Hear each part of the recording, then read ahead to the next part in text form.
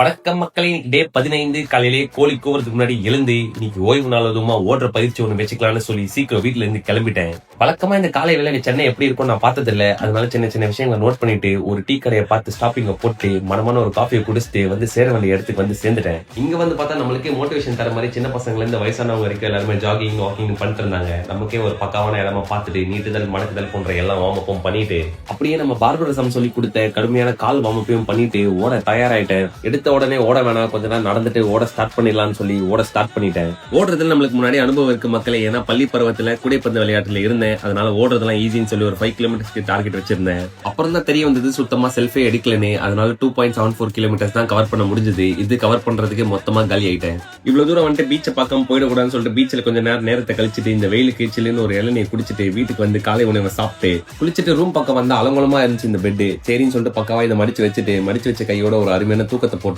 தூங்கி எழுந்ததுமே நேரா விடுறா வண்டியை ஜிம்முக்கு அப்படின்னு சொல்லி ஜிம்முக்கு வந்து சேர்ந்துட்டேன். இன்னைக்கு ஜிம்ல செஸ்ட் அண்ட் ட்ரைசெப்ஸ் தான் ட்ரைன் பண்ண போறேன். வழக்கமா பண்றது தான். செஸ்ட்டுக்கு 3 வேரியேஷன், ட்ரைசெப்ஸ்க்கு 3 வேரியேஷன் பண்ணிட்டு ஒர்க் அவுட் பண்றதுக்கு போது தான் தோணுச்சு ஒரு நாள் சீக்கிரமா இருந்தா நம்மளுக்கு இவ்வளவு டைம் இருக்கா, அப்போ இவ்வளவு பண்ணலாமா அப்படின்ற மாதிரி. அதுக்கப்புறம் தான் தோணுச்சு நம்ம போறதோ நைட் ஷிஃப்ட், இதெல்லாம் நீ நினைச்சு கூட பார்க்க முடியாது அப்படின்னு நினைச்சு ஒர்க் அவுட் முடிச்சிட்டேன். வீட்டுக்கு வந்து மதிய உணவை சாப்பிட்டு மறுபடியும் ஒரு குட்டி தூக்கத்தை போட்டு எழுந்ததுமே அமாவாசை நண்பர்கிட்ட இருந்து ஒரு அழைப்பு, உனக்கு பேகில் வித் கிரீம் சீஸ் வாங்கி தரேன் அப்படின்னாங்க. நம்மளுக்கு தெரிஞ்சது ஈகிள் மட்டும் தான். இது நான் புதுசா இருக்குன்னு சொல்லிட்டு அதை டேஸ்ட் பண்ண கிளம்பிட்டேன். வந்து சேர்ந்ததும் ஒரு ஏமாற்றம் தான். அந்த கடையில அது இல்லன்ட்டாங்க. அப்படி ஒண்ணு இருக்கா இல்லையான்னு தெரியல. சரி வந்ததுக்கு கீதா கேஃபேல ஒரு காஃபியை போட்டு இந்த இழந்த பழம் வாங்கிட்டு போன வீடியோல நம்ம ஒரு தீவிர அணில் அமாவாசை நண்பருக்கு தெரிஞ்சிருச்சு போல. அதனால நம்மளுக்கு இந்த போஸ்டர் ஒன்னு கிஃப்ட் பண்ணாங்க. அதை வாங்கிட்டு வீட்டுக்கு வந்து சேர்ந்துட்டு அருமையான இரவு உணவை சாப்பிட்டு ரேண்டமா வீடியோவை பார்த்துட்டு இன்னைக்கு நாளை முடிச்சிட்ட மக்களே. அடுத்த வீடியோல சந்திப்போம். கதையில கரெக்டா இருப்போம். Bye by.